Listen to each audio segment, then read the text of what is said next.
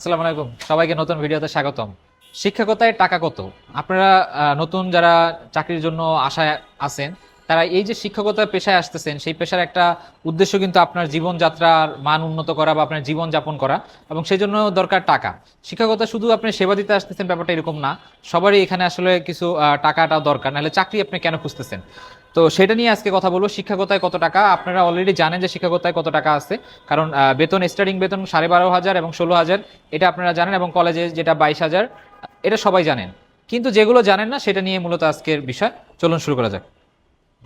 শিক্ষকতায় আপনি কয় টাকা পাবেন এইটা আপনি মোটামুটি সব জায়গায় আপনি এই তথ্যটা পাবেন, কিন্তু কত খরচ হবে শহরে এটা কিন্তু সবাই আপনাকে বলবে না। সেই জন্য আমি গত ভিডিওতে করছিলাম, এবং আমাকে একজন ফোনও দিছিল, তাকেও আমি জিনিসটা বুঝাই বলছিলাম, এবং সেও বুঝতে পারছে, কারণ সে এলিফ্যান্ট রোড থাকে, সেও জানে এই এলাকার খরচ কেমন।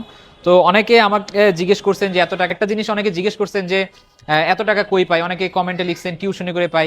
এই জিনিসটা আপনাদের অনেকের আসলে ধারণা ঠিক নাই। আপনারা ভাবেন যে শিক্ষকতা করতে আসবেন, আপনারা প্রচুর পরিমাণে টিউশনি করাবেন, আপনারা অনেক টাকা কামাবেন। আসলে বাস্তবতা এখানে ভিন্ন। বর্তমানে ইংলিশ, গণিত এবং অ্যাকাউন্টিং, এই তিনটা সাবজেক্ট ছাড়া অন্য সাবজেক্টগুলোতে যারা পড়ায় সাধারণত তারা তেমন টিউশনি পায় না। যদিও পায় খুব কম, কারণ মেইন ক্লাসগুলো তো তাদেরকে দেওয়া হয় না, সেজন্য তারা ওইরকম টিউশনি পায় না। অনেক জায়গায় দেখা যায় কি, যে আপনাকে 6-7 ম্যাথ দিবে, বাট 6-7 ম্যাথ দিয়ে আসলে আপনার ব্যাস হবে না, বা ওইরকম দুই একটা হয়তো বা বাসায় গিয়ে টিউশনি হইতে পারে, বাট তেমন কিছু হওয়ার সুযোগ খুব কম, কারণ ম্যাক্সিমাম এমপি স্কুলগুলোতে স্টুডেন্ট খুব কম থাকে। সো আপনার ওইরকম আশা করাটাও একটা আমার মনে হয় ঠিক হবে না। তো এটা আসলে অনেকে ভাবছেন যে আমি টিউশনি করে আসলে এত টাকা কামাই না, আমি আসলে টিউশনি করে এত টাকা কামাই না। আমি প্রায় 10 বছর মতো হয়েছে টিউশনি করি না। উল্টা টিউশনি যখন করাইছি লাস্টের দিকে কিছুদিন, তখন আরো লস হয়েছে আর কি। তো এটা হলো মেন কথা, যারা ভাবছেন টিউশনি সেটা আলাদা। আচ্ছা, এখন যেগুলো নিয়ে আজকে কথা বলবো সেটা হচ্ছে এবারের নিবন্ধনে সবার চাকরি হবে। কিভাবে হবে? কারণ যে পরিমাণ পাশ করানো হয়েছে তার থেকে অনেক বেশি পোস্ট ফাঁকা থাকবে। ওই দিন আমি পোস্টে দেখলাম এক জায়গায় 11,000 পাশ করছে, সেখানে পোস্টে পাশ করানো হয়েছে 4,000। আবার যেহেতু 3 বছরের সনদের মেয়াদ, তো অনেকেই অটোমেটিক্যালি চাকরিতে আবেদন করতে পারবে না, আবার অনেকের বয়স 35 পার হয়ে গেছে। আমি আমার যেটা বলছিলাম, যে আমি যখন নিবন্ধনে আবেদন করছিলাম তখন আমার 7 নম্বর চয়েসে আমার চাকরিটা হয়েছিল। আমি যদিও পুরো মেরিট লিস্টে আমার 92তম ছিল, এবং আমার জেলায় আমি প্রথম ছিলাম, তারপর আমাকে 7 নম্বর। তার কারণ হচ্ছিল যে আমার সময় বাকির সবাই অ্যাপ্লাই করতে পারছে, এবং একই সাথে মহিলা কোটা ছিল, যার ফলে আমার আগে যে 7 জন ছিল তাদের মেধাক্রম আমার থেকে অনেক পিছনে থাকার পরেও তারা চাকরি পেয়েছিল। সো এইটা কিন্তু এখন আর নাই। এখন কিন্তু যেহেতু কোটা নাই, আপনার জন্য এটা একটা বড় সুবিধা। এই জন্য আশা করা যায় যে সবার চাকরি হবে। তারপরে আরো কিছু ব্যাপার আছে, যে ইন্ডেক্সরা অ্যাপ্লাই করতে পারতেছে না। তো এটাও একটা বড় ইস্যু, যে ইন্ডেক্সরা যেহেতু অ্যাপ্লাই করতে পারতেছে না, মানে চাকরির পোস্টটা অনবরিকলি ফাঁকা থেকে যাবে। আর এখন যে বিষয়টা হচ্ছে নাম্বার, অনেকে জিজ্ঞেস করতেছেন আমাকে যে ঢাকার আমি এত নাম্বার পাইছি, আমি কি শহরে আবেদন করতে পারবো কি না গ্রামে। এখন আমার কথা হচ্ছে যে আবেদন আপনি শহরে করবেন কি গ্রামে করবেন, এটা তো আপনার বিষয়, কিন্তু চাকরি পাওয়া না পাওয়া ডিপেন্ড করতেছে ওই স্কুলে আপনার থেকে বেশি নাম্বারের কেউ অ্যাপ্লাই করতেছে কিনা। এখন এইটা তো আমি বলতে পারবো না যে করে কিনা। অনেক সময় দেখা গেলো অ্যাপ্লাই না করলে আপনি পেয়ে যাবেন, আর যদি অ্যাপ্লাই করে তাহলে আপনি পাবেন না। এবং 40টা চয়েস আপনি অবশ্যই বুঝে শুনে দিবেন, কারণ একবার চাকরিতে ঢোকার পরে কবে বদলি হবে, কবে এখান থেকে বেরোবেন, এই চিন্তা না করে ঢোকার আগেই বুঝে শুনে ঢুকবেন একটা প্রতিষ্ঠানে, যাতে আপনার চয়েস লিস্টে যেটাই পান আপনার জন্য আফসোসটা না হয়। আরেকটা জিনিস হলো যে বাংলাদেশে যে কোনো জায়গায় চাকরি হইলেই আসলে যে চাকরি করার মতো পরিস্থিতি থাকে না। কারণ আপনি আসলে যেই টাকার জন্য করবেন, দেখা গেলো ওই জায়গায় গিয়ে আপনার যে টাকাটা হয় ওই টাকাতে আপনি চলেই না, তখন আসলে এইটা কোনো কাজেই লাগে না। সো এটা একটা বিষয় মাথায় রাখবেন। আচ্ছা, এরপরে অনেকে আমাকে বলছেন গত ভিডিওতে যে চাকরির উদ্দেশ্য, বা আমি যে টাকাটা কামাই, এত টাকা আমার লাগে, এই ব্যাপারটা নিয়ে। তো দেখেন, এটা হচ্ছে মানুষের এক একজনের এক এক লাইফ স্টাইল।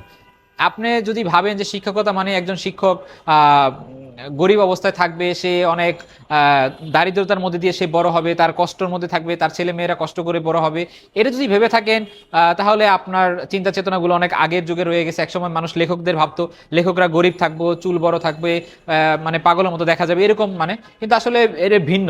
যেমন মনে করেন হুমায়ুন আহমেদ লেখক, উনি প্রায়োরিটি গাড়িতে চলাচল করছে, ওনার একটা রিসোর্ট আছে বিশাল।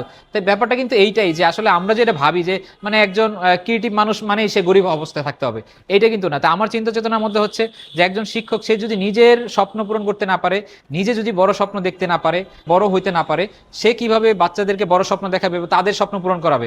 আপনি স্বপ্ন দেখাচ্ছেন বাচ্চাদেরকে বিমানে উঠাবেন, আপনি বা রকেটে বিশ্বজয় করবে, আপনি নিজেই একটা বাসে এসি বাসে উঠতে ভয় পান, আপনি একটা ভালো একটা রেস্টুরেন্টে গেলে খরচের চিন্তা করেন, আপনি নিজে বিমানে উঠতে পারেন না খরচের চিন্তা করে, তাহলে আপনি কিভাবে আরেকজনকে দেখাবেন? শিক্ষকের চিন্তা চেতনাটা বড় হইতে হবে। সো আমার ওই রকম একটু বড় চিন্তা ভাবনা, বড় স্বপ্ন, সেজন্য আমি একটু চেষ্টা করি যাতে নিজেকে বড় করার জন্য। কিন্তু আমি আবার বিলাসিতাটাকেও পছন্দ করি না। অনেকে ভাবেন বিলাসিতা না, আমি এরকম হয়েছে যে 450 টাকার একটা শার্ট দিয়ে আমি 3 বছর 4 বছর পরছি। আবার আমার যে শার্টগুলো আমি কিনছি এখন ইদানিং আমার আছে, এর মধ্যে 10,000 টাকা দামের শার্টও আছে।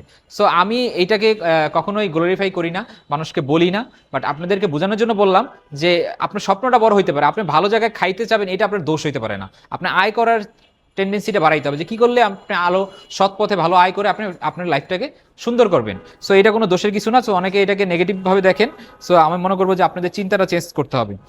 আচ্ছা, এরপরে টিউশনের বিষয়টা বললাম যে টিউশনে কিন্তু এই 3টা সাবজেক্ট ছাড়া অন্য সাবজেক্টে টিউশনে হয় না। এমন আমি যেটা বলি আমার আইসিটিতে যেরকম হয় যে আমাকে অনেক জায়গায় টিউশনি কিন্তু আমাকে আসতে গেলে অনেকে এটাকে নেওয়ার চেষ্টা করে, যারা ম্যাথ বা ইংরেজিতে পড়ে তারা এইভাবে প্রচার করে যে আইসিটি টিচার কি ম্যাথ পারে, আইসিটি টিচার কি ইংলিশ পারে, সে কিভাবে এটা পড়ায়, এইরকম আর কি ব্যাপার থাকবে। সো আপনারাও এরকম ফেস করতে হবে হ্যাঁ টিউশনির লাইফে গেলে।